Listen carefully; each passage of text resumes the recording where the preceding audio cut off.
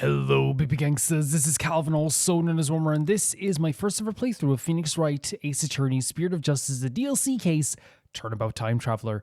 And Nick is apparently a jerkface, which means you're going to have to hear Larry's testimony, which no doubt will be shaky, and we'll be trying to do a million and one different mental gymnastics, and all of them are going to probably fall flat on their face. Let's see what he says. Nick, you big fat stinking jerk. That's what we're starting with?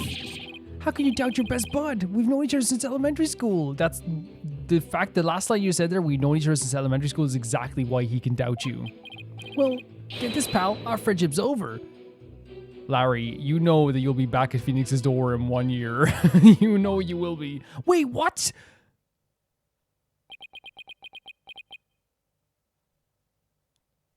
I know it's Larry, but that's not even a statement. Judge! Make him say something different. Exactly, Maya, exactly. That wasn't even a statement. Everyone's so quiet. Well, go ahead, Mr. Wright. It's all you.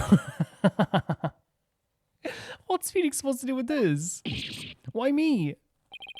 You're the one who called him to the stand, so it's your responsibility.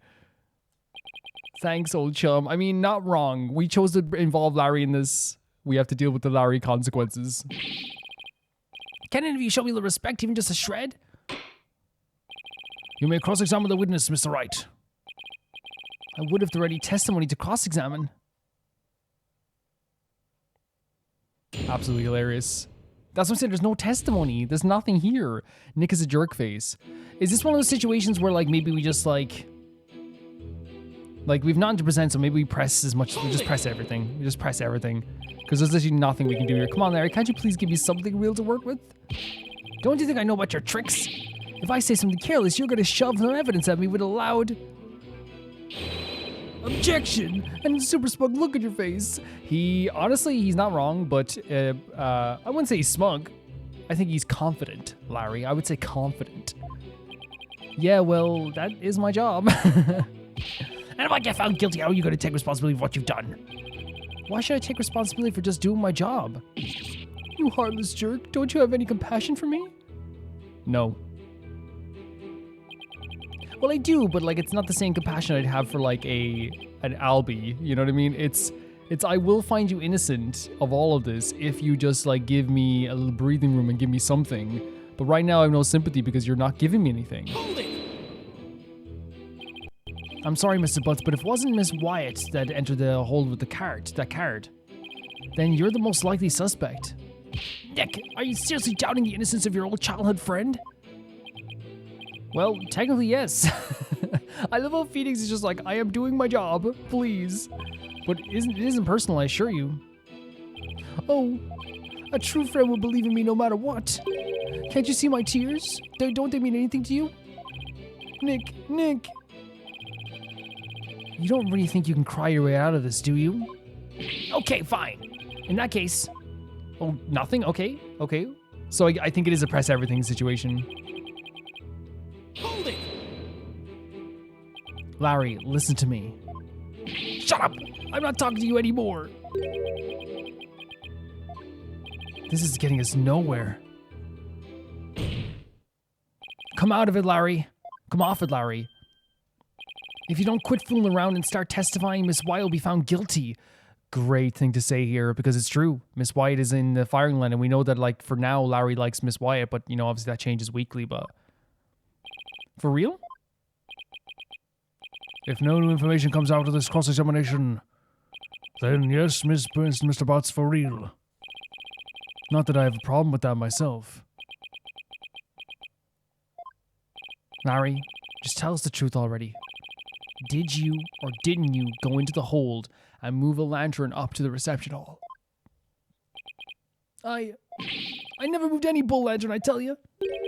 Bull lantern? Wait, is that not the bull? Is that not the lantern that was that was there? No, didn't they say something about the lanterns? Peg a bull lantern, scatter around this. Oh, okay. Because remember they said something about the lanterns being like, were both of them bulls? Or were both of them cows? Because remember, Maya said something about that, didn't she? I don't think we have evidence of that, do we?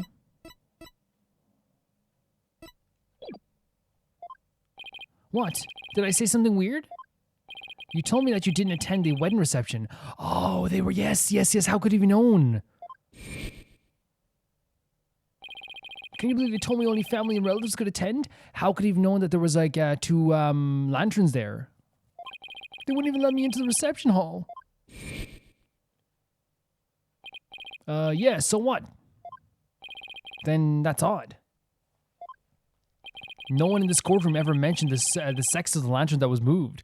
That's very good, actually. Because I was thinking about what Maya said before, but it seems it's just like, hey, he wasn't there. He legit just wasn't there. So how could you know that it was a bull lantern? You didn't actually have to go to the reception to know that. Anyone could tell there's 2 pegables by looking at the Flying Chapel's pamphlet, but what Maya said earlier was, right, there was 2 of the same gender, right? All I can tell right now is that there's a strong scent of bull in the air right here.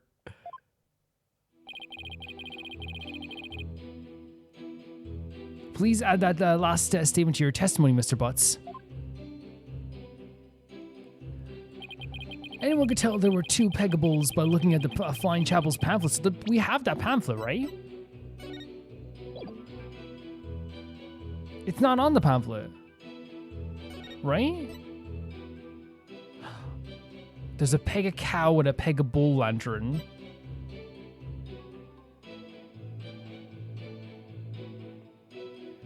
I'm kind of thinking of this now as well. Are we saying that, like, we know that we have to prove that he was there, right? But we know there wasn't a peg. I remember there's only one of the same gender. I think it was 2 pegables, right?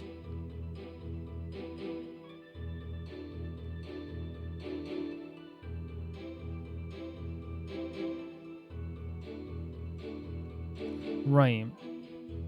So what does this give us, though?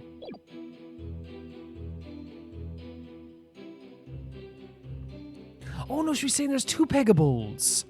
Yeah, sorry guys. No, it's exactly what Maya was saying there. Sorry, my brain sometimes skips sometimes. He's saying there's 2 pegables, which means that we can present the flying fan because they say that there'll be also a pegamoo. Objection! Yeah, 100%. Yeah, it's exactly what Maya was saying. Well, not just Maya. I think it was Maya who brought it up, right? I want you to take a look at this, Mr. Butts. Because unfortunately for you, the pamphlet clearly shows a pega cow, or I said a pegamoo, a pega bull in their example diagram of the reception hall. Huh? But on that day, instead of putting a pega cow and a pega bull out for the bride and groom, there were 2 male pega bulls on display. Yet somehow, you knew there were 2 pega bulls in the reception hall that day. There's only one way you'd know something like that, Larry. It was you who moved the pega bull into the reception hall, wasn't it? Oh. There we go. So he actually, like, at the very least, we know that he, like, had to have known there was 2 pegables, and no one else would have known that unless you were there. At the very least. Mr. Butts, did you move the lantern containing the victim's body into the reception hall? That's what it looks like. Oh, that's what it looks like? Because I don't think Larry killed someone, but he could have moved the thing and not knowing what was in there. He could have, like, he would not kill someone. I don't think Larry's like that. What? Yeah, no, we know we don't, again, we need to make sure Larry knows. Wait, Nick, you don't think I'm the murderer, do you? Not even in the least. Not even a tiny bit.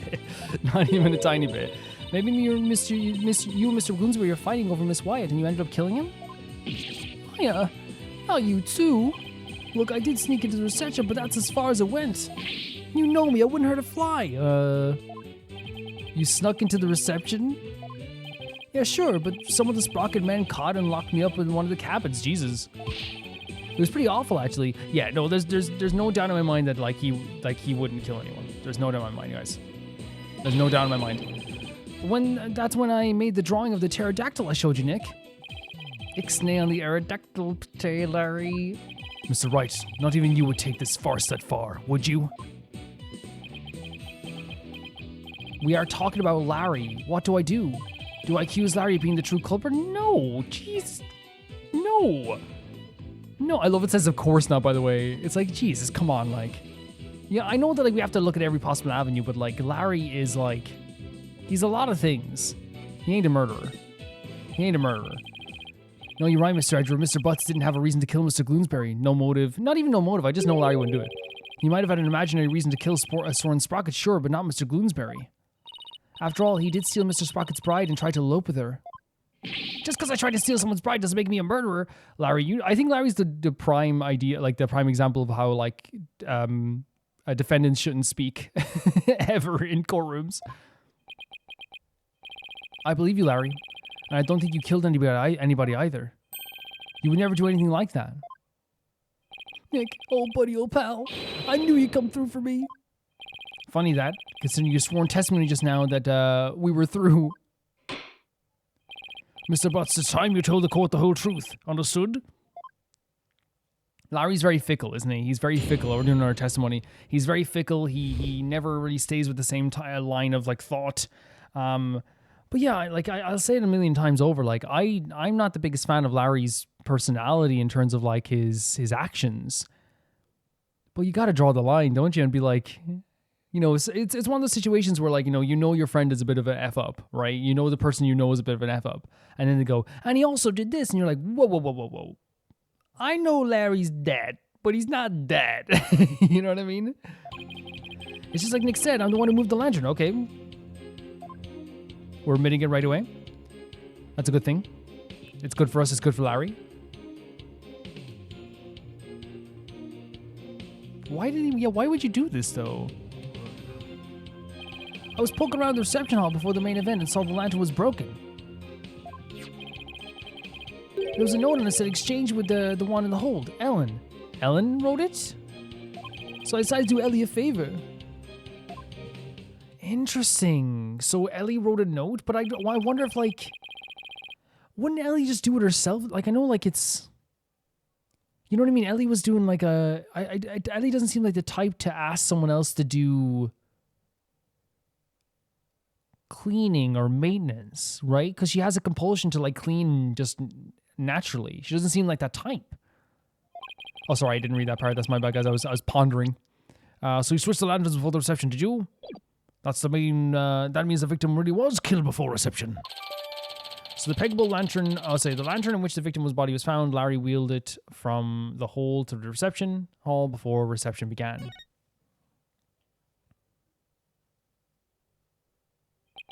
It would appear that Mr. Butts completely fell for the defendant's scheme. Scheme? What scheme? So now Edgar's probably going to paint this as like, well, Ellie told him to do it. Ellie wrote it down, right? It just doesn't seem like Ellie's personality to make someone else. I feel like Ellie doesn't seem like I feel like Ellie would have like 12 butlers, and the butlers would wake up in the night, and because, you know, I think some butlers stay there sometimes, right? And they would go down and they would see Ellie like making her own sandwich, and they'd be like, Ellie, we can literally do this for you. And Ellie's like, no. You know, she's that type of person. Which most of us are. I want to make that clear. Most of us are at least a little bit like, I would feel weird, like, you know, unless I was like, you know, sick and it was like a partner or something. But like for me personally, I'm always like even when I'm sick though, I feel very strange. People like, you know, trying to do stuff for me. You know what I mean? It's not that I don't trust people. It's just that like I always feel weird like putting someone in the position of doing something, unless you're paying them to do it. You know what I mean? That's different. This notice from the defendant exchanged with the one on the hold. But we're not on the level with Ellen, by the way. We're not on that level of like Ellen will like clean everything in sight. Mr. Butts moved the lantern with the body in it up to the reception hall because of this note, and thus he has become the suspect in Mr. Gloomsbury's murder. That second lantern did feel pretty heavy, but I never would have thought there was a dead body in it. What was the note like that doing on the lantern in the first place? Oh? Ellen, you got it all wrong, Mr. Edgeworth. I left a note for myself. That is right up her alley. That is right up her alley. That is very Ellen to me, to be like, you clean it up, Ellen. Again, she's not the type to leave manual labor or cleaning to other people. She doesn't do that. It was simply a reminder because I can be very forgetful. Objection! Whoa. What a sorry excuse, Miss Wyatt. I mean, if you knew her personality, Edgeworth, like, legitimately, I'll just be honest with you, like, it lines up with her. It lines up a lot. The prosecution contends that this note shows one facet of the defendant's murderous plan. Whoa. And you, Mr. Butts, you played right into Miss Wyatt's hands. No way, Edgy, I don't believe it. Objection! An objection back at it. Do you still really believe Miss Wyatt to be the culprit, Mr. Edgeworth? Of course, my stance in the matter remains unchanged. If you think I'm wrong, then prove it with your cross-examination. And this is what I love about this case so much so far. Edgeworth's not saying, idiot, dumb lawyer. He's saying that in a playful way sometimes.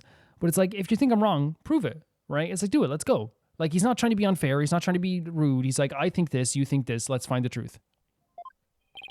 Gladly. Like, it's very healthy. It's very healthy between Edgeworth and Phoenix right now, and it's awesome. It's such a rare thing, you know?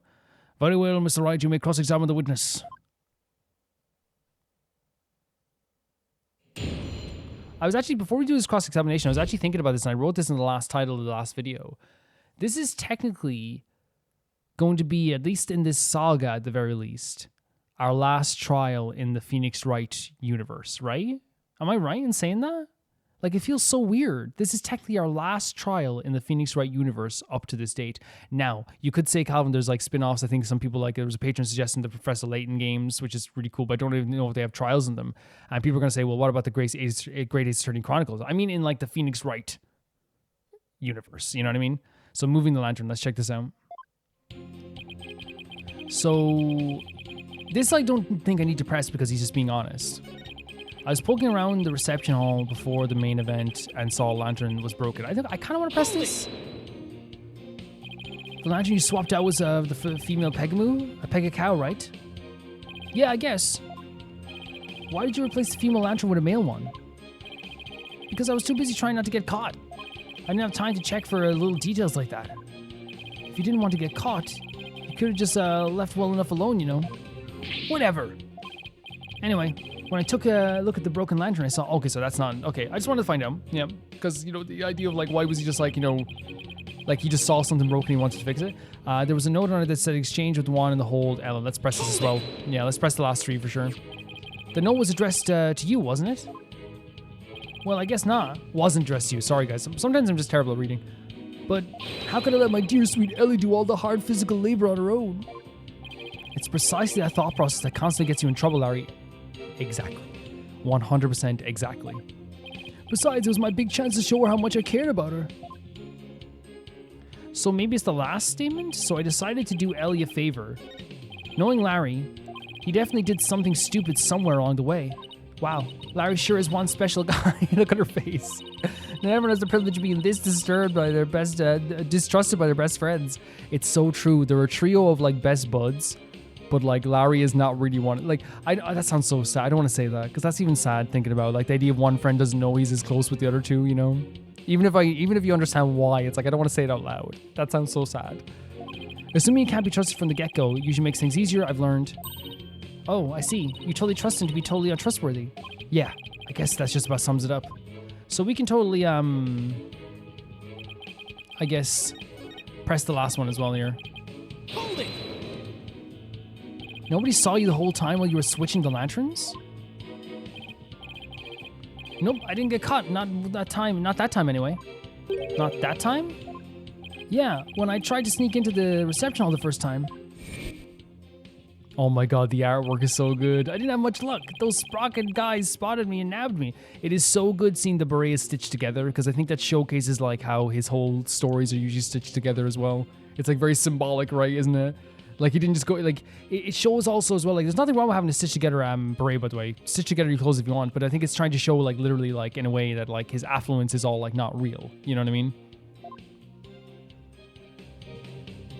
All of my words are failing me right now. Pretty excited, don't you think? Larry, you need help. And then they locked me up in one of the cabins. Nick, what are you asking about stuff like this for anyway? Shouldn't you be trying to prove Ellie's innocence? That's exactly what I'm trying to do, and your innocence, technically. Well, is that statement important to the case? Should we add this to the court record? I mean, right now we don't have anything else, so I'm willing to add it to the court record. 100%. Mr. Butt's trying to crash the reception and subsequently getting locked up in the cabin. I believe this might be important facts in the case, Your Honor. Very well, Mr. Butts. Please add that statement to your testimony. Is this a presenting thing or is this going to be a press thing, do you think? I tried to sneak into the reception hall, but I got caught and locked up in a cabin. I don't see how any evidence we have could be presented against this yet. So maybe we could try, like, about him being locked up in a cabin. Maybe we could try press, because then, like, what happened before in a previous trial was that I was, like, being very, very static about how I was doing things. It would always be press, then present, press, and then present. But you can actually press twice. So we'll press twice. Yeah, I don't know what evidence we could use in this yet. So he got locked up. Then what happened? I broke out. Then I started looking for Ellie and wandered into the reception hall again. That's when I saw the broken lantern and replaced it. Even after they caught you and locked you up, you still went looking for Miss Wyatt? But hold on a minute. Oh? What is it, Nick? Maya, doesn't something seem weird to you? Larry's saying he replaced the lantern after he broke out of the cabin. That's right. Oh, wait. Huh? You're right. It doesn't make much sense, does it? He replaced it after he broke out of the cabin?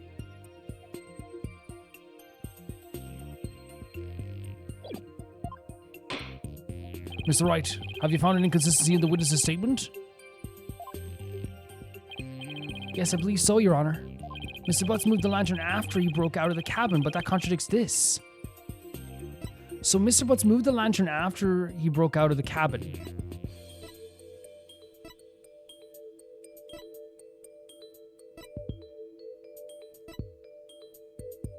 Okay, we're gonna have to just look at everything, I think, as well.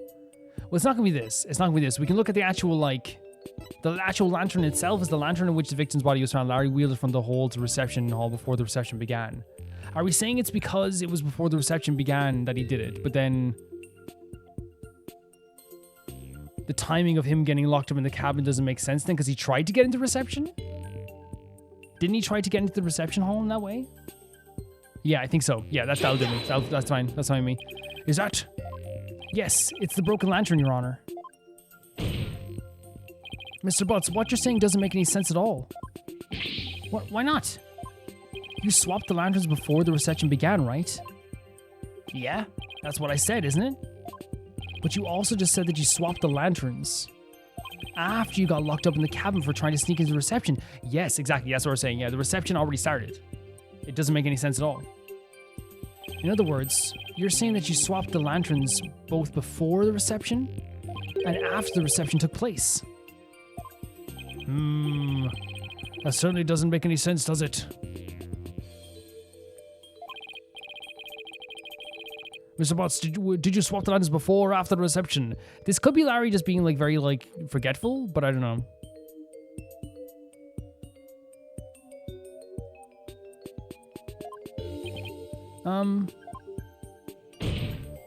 Which was it, before or after? There's a world of difference between the two. And again, this is why this is so perfect. It's so different. And I think sometimes, like, you know, when we see other prosecutors, I'm not trying to be like, oh, everyone's opinion is not right and my opinion's right. Because, like, I feel like that's not what I'm trying to say. I'm trying to say that, like, sometimes when we look at other prosecutors, it can be very easy to be like, no, they're incredible, they're amazing, they're really good at what they do. But there's a difference in what Edgeworth does. And there's always a difference in what Edgeworth does. Edgeworth is constantly trying to find the truth. And he wasn't always like that. Let's be honest here. There was a time when he, like, literally just had a lot of vitriol in his heart. But when you see this here, this isn't a question that a lot of other prosecutors would ask. They just wouldn't. And that doesn't make, by the way, I want to make clear, that doesn't make the characters of the prosecutors not interesting. Like, for example, Nayuta wouldn't ask this question. He might ask this question, but, like, not if it helped the opposite side too much. But he isn't, you know, Nayuta's extremely efficient. Godot is good at, like, you know, with his silver tongue. He's fantastic with that stuff. But it's very rare to have a prosecutor, like, turn to a client and instead of saying, this line of questioning is ridiculous, right? He goes, no, tell the truth. Because he knows that that the truth is what he wants. It's not just a win in the case, he wants the truth. I love it. I love it so much. And I'm not trying to insult other prosecutors in that way. Some of the prosecutors, like, well, you can go back to my playthrough and see that I have, like, talked about corrupt prosecutors before, 110%. But they have changed over time. You know, they've become different people. They sometimes get redeemed. They sometimes become different people. Like, look at Nayuta. Even though I thought he was amazing for the start in terms of his efficiency, he became someone we loved towards the end, you know? But I just think Edgeworth, like, there's a reason why he's, like, the most legendary prosecutor, is because he's so well respected in both the defense lawyers and the prosecutors. I think he's incredible. I guess I can't expect guys like you to understand. What do you mean? In a nutshell, it was both before and after reception. What are you talking about? What are you talking about? What? I tried to sneak into the reception first reception and got locked up. Okay. The first reception? Wait. Wait, did they do two receptions? Is that why she thinks she can time travel? It's because there was two receptions, so she woke up at the start of the next reception. Then, through the power of Ellie's pendant, time got rewound and we went... Wait, no. Sorry. He thinks that there's also a... Wait, no, but... Hold on a second. Either this is actually time travel, or somehow they put on two receptions is what I'm thinking. You know what I mean? Like there was a second reception for a different... I don't know. It's something weird here because like... And it's not surprising that Larry's buying into the time travel stuff because he really likes Ellie. But now that they're having Larry say this too in this way... I don't know. Did they do... Here's the truth. It's either it was time travel since now there's someone else corroborating this, or it was either time travel or it was either time travel or it was like a second reception or something, or like they restarted the reception or something. I'm starting to think that could be the case. When he said second reception, it like triggered something in my brain there. It could be like something like that. It was after that when I replaced the lantern. So it was both before reception and after the reception. Get it? No, we don't get it. Exactly, Phoenix. Exactly. We went back in time to before the reception. So of course the reception would take place one more time after that, right? But what's so interesting about that as well is that Ellie said that the second reception was different because the other guy had already died. That's what I'm thinking. Do you think there was like two receptions? Because... remember, he had already died at that point, and also, like, but in the first time, like, because time travel doesn't really work like that. It doesn't, right? Unless, like, in different stories it can. If you go back in time, right before something happens, that thing is going to happen again, unless you change something. When Ellie came back in time, she didn't do anything. She didn't change anything, but the guy was dead already, right? And he didn't attack her this time. So, like, if it was time travel, that would have happened. Do you think that they put on a second reception? That's why I said that it makes perfect sense. It doesn't make perfect sense. It doesn't, that's the problem. Mr. Wright, what in the world is the witness talking about? Honestly, it's like, it's making my head spin a little bit, but in a good way. It's like, this is going to be really, really like confusing and clunky by the end. But whatever we're going to find out in the end is going to be incredible. He's developed some sort of intellectual ailment I'm not aware of since I last saw him last. Well, none of the sprockets seem to remember this time skip, but I do. And Ellie remembers it too. I think the power of our love for each other made the miracle happen. Mr. Wright, I'm sorry, but could you please translate this man's gibberish for the rest of us to understand? He's saying that he went back in time and there was a second reception, but I'm starting to believe that there was somehow a second reception. So now do you want to explain the whole time travel thing? Go on, Nick. I know you can do it. Looks like you don't have much choice, Nick. To heck with it. I can't lose any more of my dignity today anyway. The defendant, Miss Ellen Wyatt, has told the defense the following strange story. She said that after the reception ended, she was attacked by Mr. Gloomsbury. She claims that as she was being assaulted, she made a wish upon her pendant. Please take me back to that blissful moment. In doing so,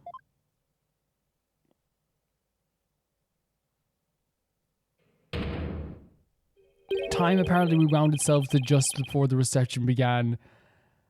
Man, there's only two truths there. Either this is true, either the time travel is true, or they did a second reception of some kind.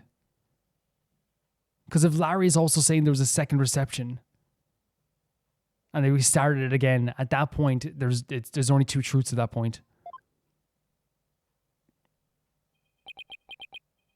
What? Exactly. I know it's hard to believe, but I think about it this way.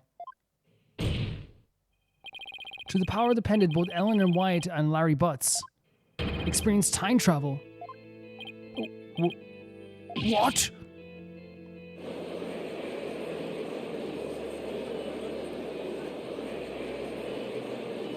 Objection!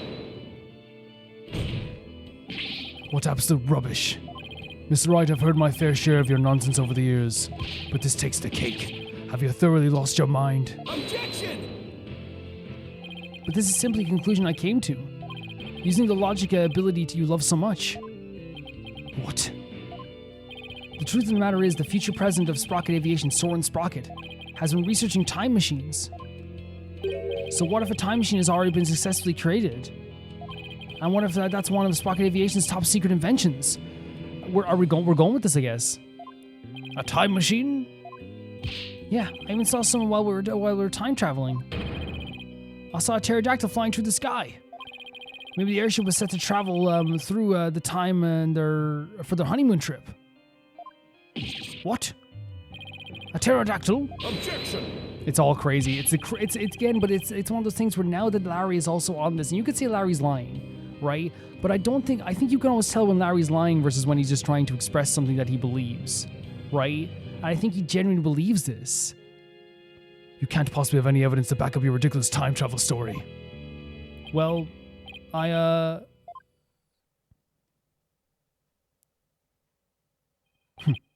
I thought. In any case, I now have the evidence to prove that you're no more intelligent than Larry. Jesus. Not so fast now, Edgy. I'm not the same old Larry you used to know. Wait. Oh? Even I love that. Like, if it was anyone else, Edward would be like, huh? But because it's Larry, it's so intriguing to what he means. It's like, wait, what? Larry is like, you know what he's like? He's like a, you know what I think is? He's like that friend who's constantly like gossiping and lying, right? But then like they say something really juicy sometimes and you're like, well, I guess you didn't hear about what happened to Jack. And then you stop and you go, Jack? What happened to Jack? You know, there's a split second in your brain that goes, tell me. You want evidence? Wait, what? I've got your evidence right here. What are you showing? This photo I secretly took at the first reception. Wait, what is it though? What? Wait. Larry, I can't believe you... Well, anyway, good job. Wait, so does that mean, like... That's proof that there was a first reception then, right? If he was kicked out of the first reception, then... Am I getting this right? If he has proof that there's a picture of the first reception, and it's different from the second reception... Right? That means it's proof that there was a second reception? If we compare the photos of the first and second receptions, then we can find... That's exactly what I was thinking, yeah. And then we have to prove that the reception was held twice. But do you really think such a difference exists? Yes, Your Honor. I just need some time to find it for you. This is preposterous. Very well, please show the court what's different then. Are we playing Spot the Difference? This is proof that the wedding reception was held twice. Can we look at the court record? So the other photo was here, right?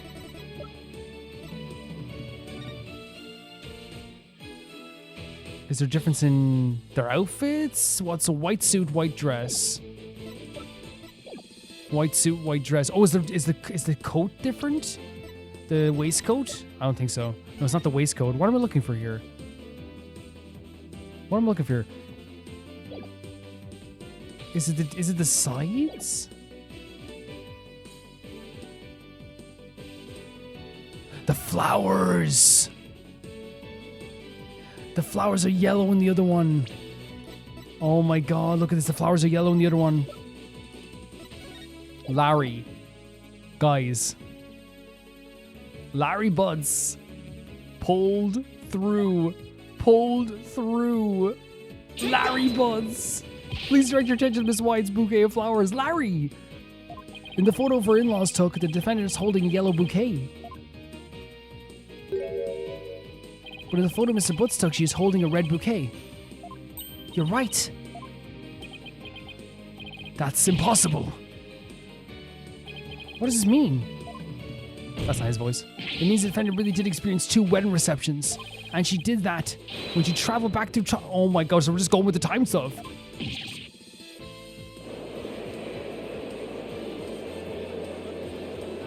Because I was thinking for a second, like maybe they did like a second reception after she woke up. right? You did it. You proved Ellen's time travel theory story to be true. I don't know if that proves it completely. It just proves it. Yeah, I don't know. That's really hard to prove.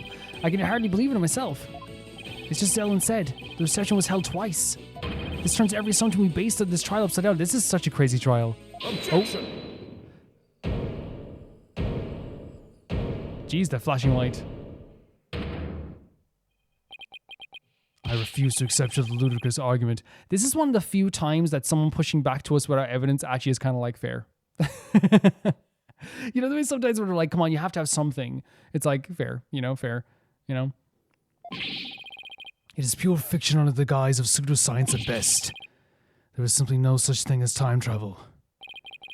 I know it's hard, but can't you suspend your disbelief for 1 nanosecond, Edgeworth? It's the first again. I know I feel like I'm losing whimsy that I'm like saying that like I don't totally buy the time travel aspect, especially since I was one of the people that was like, guys, it's also like what I mean by that is like saying like it's not that I don't think it can happen. Because we had magic in this trial before. We've had like, literal seances in these trials before. But I also think that there is, possibilities of it being fake, right? And I think I said at the start that I thought this story was going to be something like, I did, I think if you go back to the first episode, I think I did say that where I was like, I thought it was going to be like a fake time travel story where they were like, I did time travel, I did, believe me. Not that I think it's like I'm like saying like, oh, I predicted this story, because again, we don't know the. I mean, that's the thing. We've had seances in the court before. You know what I mean? I'm still like, like we should also open up the avenue for time travel. I bet sci-fi movies push all your buttons the wrong way, don't they, Mr. Edgeworth? I can totally picture you yelling, "That's never happened!" every 5 seconds of the screen. You definitely don't want to watch a movie with someone like that for sure. Maybe you should stay away from movie dates altogether. Maya, that's neither here nor there. You didn't deny it. Maya said, stay away from dates and movies. This is real life we're talking about. But the proof is clearly shown in the 2 photographs. That's right, Mr. Edgeworth. No matter how Whoa, he just shut it down. Fine.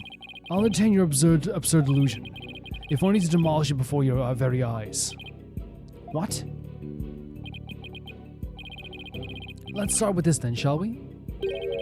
There is one thing your time travel theory fails to explain. And that is the memories of the other guests there. The defendants and Larry remember the reception occurring twice, but no member of the Sprocket family is... That's actually a really good point, because the time travel thing would only work to your advantage if you both were holding it, right? That's what, if you're both in the DeLorean, if you both had we're touching the time capsule.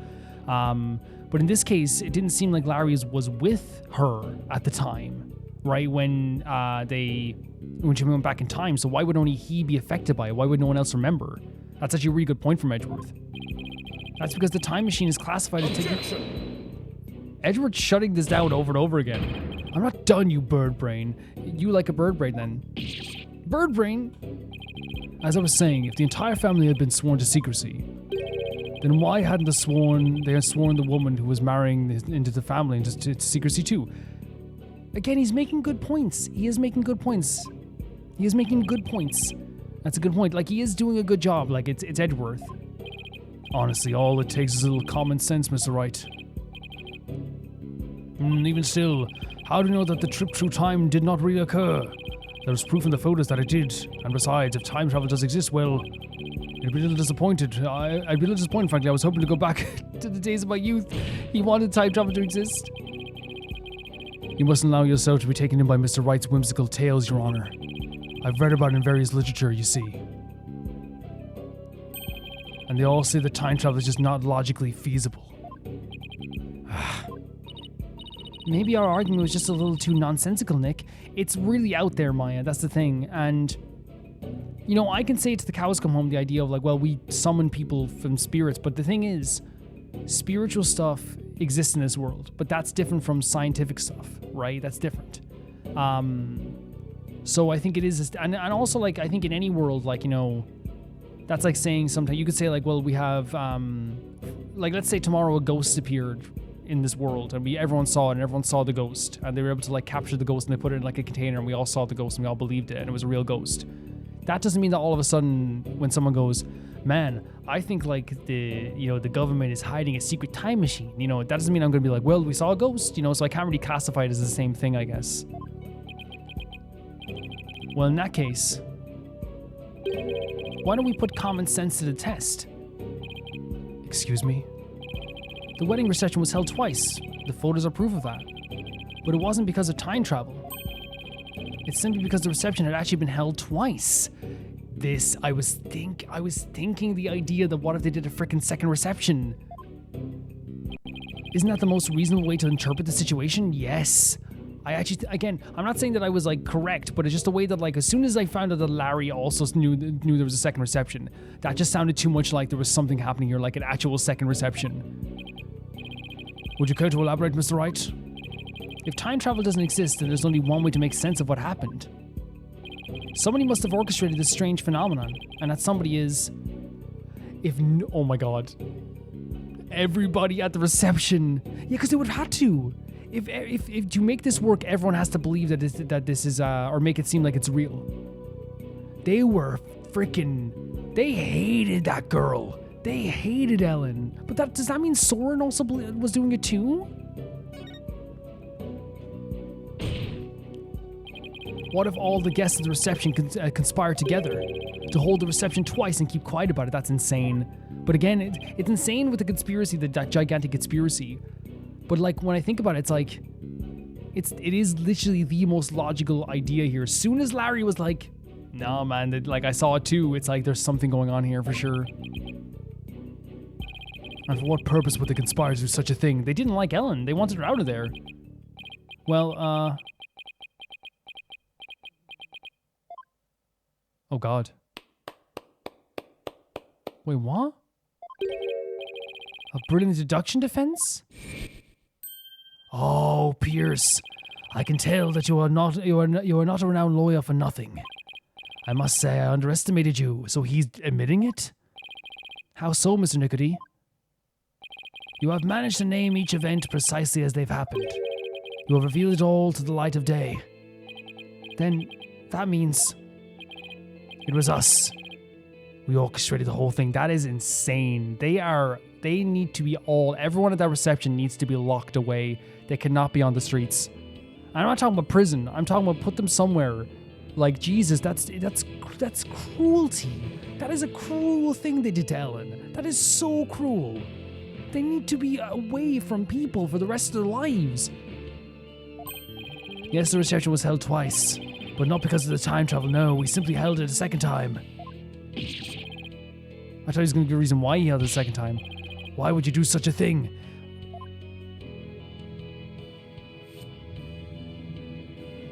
Cleaning of the monocle to make it as though the murder Miss Ellen committed never... Wait, so they... Wait, what? So they knew the murder happened, and they wanted to still have the wedding? But then they said they caught her afterwards, though. Master Soren figured that if Miss Ellen who'd killed Mr. If Miss Ellen who killed Mr. Gunsby after his first reception experienced the reception one more time, she would think it was all a dream. But wait, it was he who ordered us to make it happen. What? Soren, that's not a good thing to do. So he's saying that Soren believes that she killed him. However, only a few, myself included, knew of Miss Ellen's crime. I say most of the guests attended to receptions without knowing why?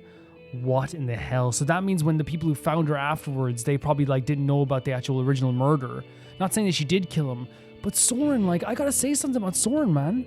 I know he was doing it probably in his own eyes for her own good, or he thought he was doing a good thing, and I totally acknowledge that. Lying to someone in this way is never a good thing. It's never good. Indeed, they needed no reason. Master Soren told them to do it, and do what they did. That is a sprocket way. Then who hid the body in the lantern? We did. But we did not anticipate the pedals finding their way in, nor the actions of Mr. Butts. And that's how you intended to cover the whole situation up. So their idea is actually they were going to protect Ellen and Soren. That's what they're saying. Or at least Soren. There's one thing everyone here is wrong. The real scene of the murder was not the hold. It was the Vista deck. That's where she was almost killed, right? What? Then Miss White's recollection of the events must be correct. I admit, we tried to cover up this incident. But the fact that Miss Ellen killed Gloomsbury is undeniable, so they're still standing by this. This is quite a ton of events. This is insane. We need to talk to Soren.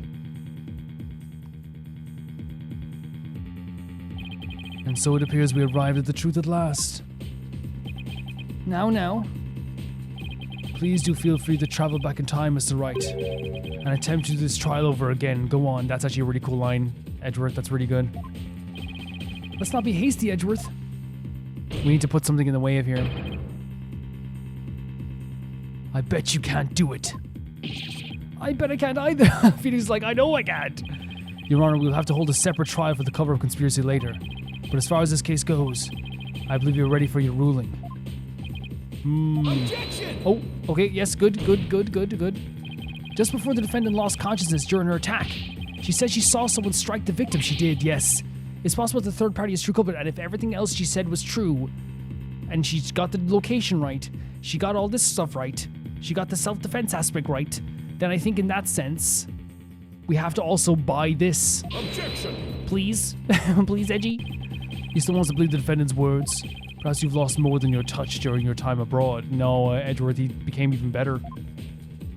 The third person nonsense is nothing but rubbish and you know it. I don't think so. Objection! Yep, push right back.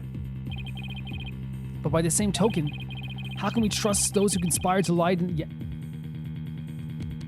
Great point. How can we trust those who conspired and lied to fool this court of law? Exactly.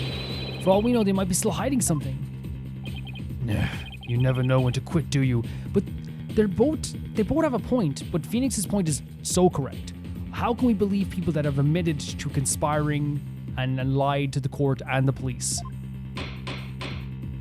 Now, calm down, both of you. In any case, there isn't enough trustworthy information yet for me to render a verdict. I suggest we continue the trial after both sides have investigated the matter further. Another investigation! Very well, Your Honor. Phew, that was close. Mr. Nicody, as for you and your cohorts attempt to cover this crime, your case will be brought to the separate trial following the resolution of this current one. Understood, Your Honor. Well then, this concludes today's trial. Court is adjourned.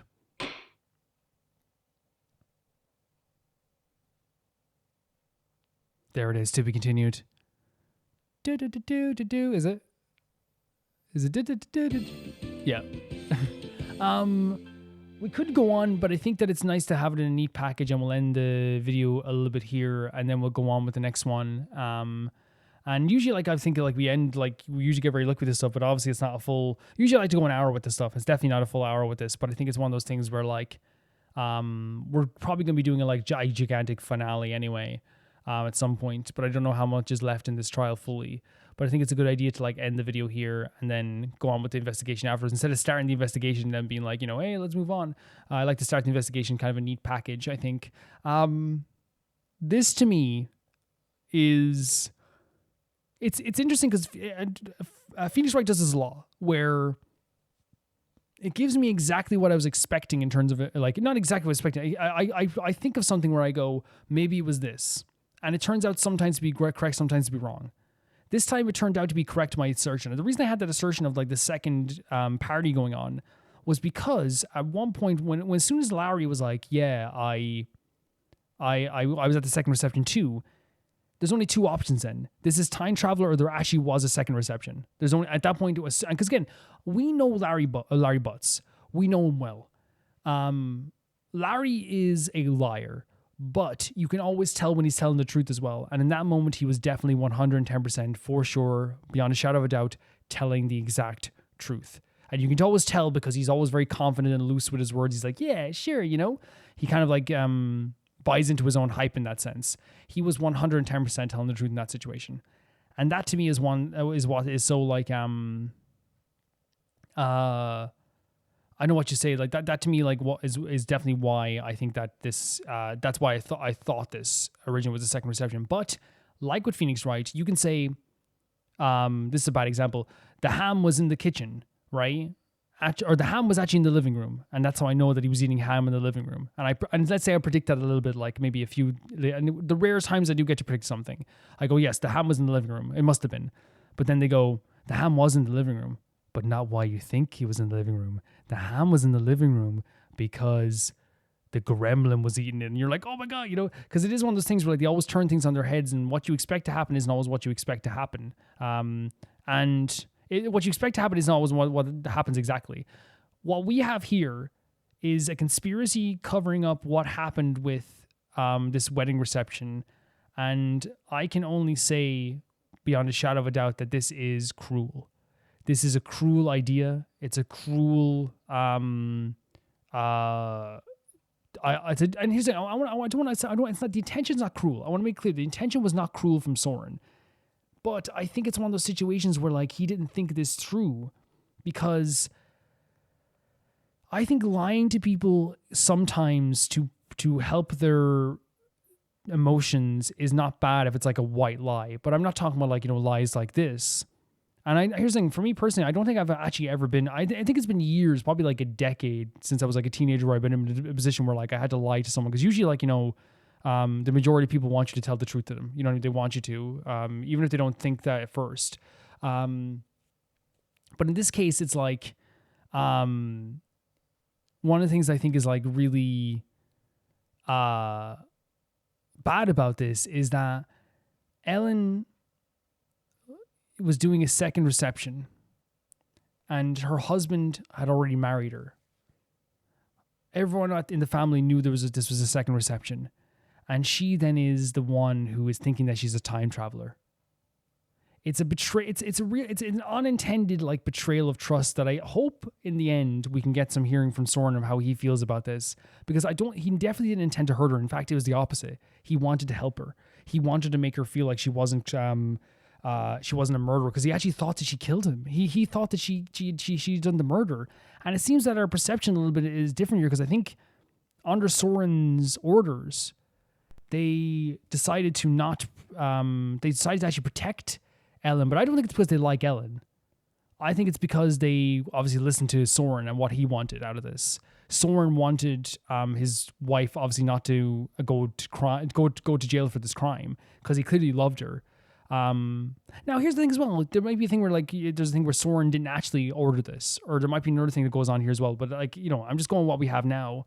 But regardless with that situation, I feel bad for Ellen so much, right? Because again, it's like I think we all know a person or someone who has believed something to be true so much so. Whether it be something like, when like you ever have like a friend who's like, no, like my husband wouldn't lie to me. My boyfriend wouldn't lie to me. My best friend wouldn't lie to me. This is actually true. I'll give an example. It's like, my husband goes to the car show every Sunday. That's where he goes. And you believe this fully. And then it's like, but there's like all of your friends kind of know. And I want to say it's pretty as well. Like I hope it doesn't sound like I'm saying if I knew someone was cheating, I would lie for her. I'm trying to like do stories I would see in movies and stuff like that as well, right? Because it's a bad example, because like you'd want people to tell the truth. But what I'm saying is like that thought of that. You should tell people the truth if someone's cheating on someone, by the way. But I'm trying to use an example. It's like someone knowing. It's just on the base level. It's someone knowing something. It's a bunch of people knowing something, and then one person thinking another thing, and they're so sure of this to the point that it's like tormenting her. It's legitimately like, making her feel like, that nobody is listening to her, that people don't believe her. And right now, the reality is that it was a big cover up. And you have this gal here who is in love with this dude who was attacked at the reception, thinking that she can do time travel. And when you just think about it, it's just really not nice. It's not nice to have her in that position. I know he was doing it for her, but it's just like you don't do that. You just don't do that. What we have now going into this next part of the trial is I think a really up in the air feeling, because what they did really well in that trial there was they had both sides present like really good points. Edgeworth presenting a really fantastic point about towards the end of the trial there, where he had a point about the idea of the crime technically was still committed, but we can't trust Ellen's words now because in the eyes of the court, she technically, due to Pierce's testimony, is the killer in his eyes now. But we came back with a great point as well, which is, well, how can we trust Pierce? So it's like, well, how can we trust Ellen? Well, how can we trust Pierce? And I love that the judge actually acknowledged this, because usually sometimes we say that sometimes we're like, why? How can we not acknowledge this? How can we, of course you can't trust him. You can't trust it in this situation. You can't. But sometimes we keep going. I'm glad that the judge has made a lot of sense over this time, and it makes perfect sense to adjourn the court. It's like 100% correct. We need more evidence because it's an impasse. And Edgeworth and Phoenix throughout this whole trial were fantastic in that sense. It felt very healthy. It felt very strong between the two of them going back and forth. I love that there's a case here and there's a trial here where I can go, Edgeworth is making a lot of sense. Phoenix is making a lot of sense. And because of that, rather than being frustrated with Edgeworth or frustrated with a prosecutor going up against us and bashing heads with us, I'm sitting here enjoying my time with them while also respecting both of them greatly. You know what I mean? Because they're both fighting for the truth. Even if we think that Edgeworth is wrong, there is still a fight for the truth there that is really, really good as well. So I'm not really too upset about that idea, to be honest. It's, to me, well done. It's really well done. But I love that they adjourned the court. I think it's such a smart idea here. And you know what? To be completely honest, a little bit selfish here. I'm glad that wasn't the final trial. I'm glad that wasn't the final part of the trial. I'm glad we get to do another investigation with Maya.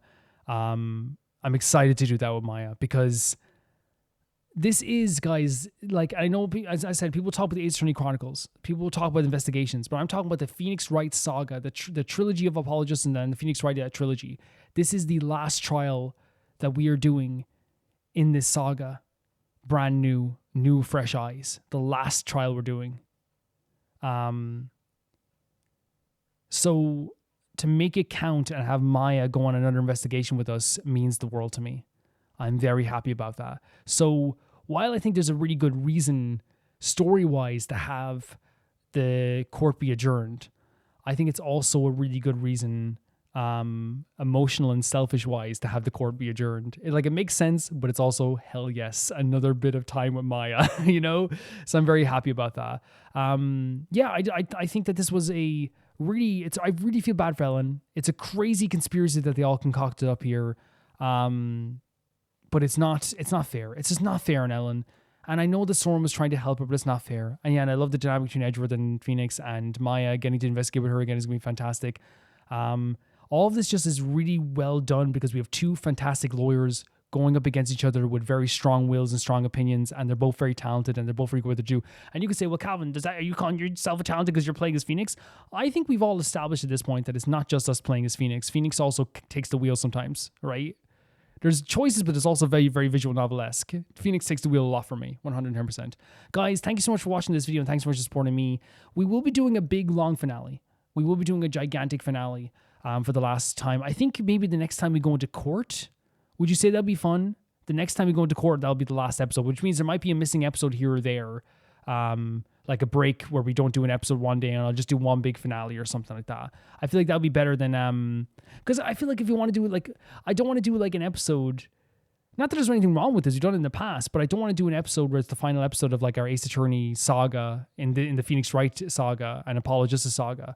I don't want to do the last episode where it's how do I say it, where it's 30 minutes long and it feels like, oh, I probably shouldn't have paused there. So maybe when we go back into the court the next time, I'll see. No promises. We'll just go all the way to the end. I think that might be a good idea to do. We'll see how it goes. Because last time it was really, really fun doing the big, long episode. And you might be like, Callum, I wish you could do long episodes all the time. I know, 100%. But it's one of those things, if I was only doing Phoenix Wright, I would literally do a 4-hour episode every day. No problem. It's the same thing with Genshin and Honkai. If I was only doing Honkai, I'd do big, long, chunky episodes of Honkai. Same with Half-Life. It's just we do so many different things on the channel. I'm glad of that, though, because I changed up everything on the channel to have 3 episodes of one Let's Play in the evening and 3 episodes of the other Let's Play in the evening, which means that legitimately the people who watch Half-Life might not like Phoenix Wright. When we play Your Turn to Die, they might not like your Turn to Die, but they might like Half-Life. You know what I mean? And it's kind of like this thing where like it merges together and works really well together. When I'm playing Expedition 33, and we play Subnautica Below Zero on the other side, two different audiences with some overlap, right? There's some overlap because there's people who will watch like stuff in the water what I do, and I'm very grateful for that as well. But it's understandable also there's people that don't want to watch everything. So there will be like, something for everybody at certain points. If you want to get these videos early, you can check the join button down below. That is the YouTube members, and also the Patreon in the description below. At the lowest tier of both of them, it's €1 or whatever that is in your currency. If you want your name going across the credit screen right now with the text, you can get that for €10 or whatever it is in your currency. And if you want to get your name read out, which I'm going to be doing now for the patrons, that is €15 or whatever it is in your currency. And that's every month. That's a month. You get it every single video. So that would be, say, on average, 10 to 12 videos a week. You would get that in. I want to say thank you to the highest tier of my Patreon and my highest tier of my YouTube members. That being, first, the patrons, Ty Pharaoh 2, Jamie Bull, Johnny the Banana, The Ghost of Inazuma, Delicious Felix, Yuld, Anusta, Yistasin, True Peanut Butter, Peter Shelson, Leon, High Kasperian, Jared Beanham, Neo Sharite, Leah 200, Malcolm Kunde, and at the highest tier of my YouTube, Royal Gamer 7, Blasco, and Lusanagi. Guys, see you very soon. Bye-bye.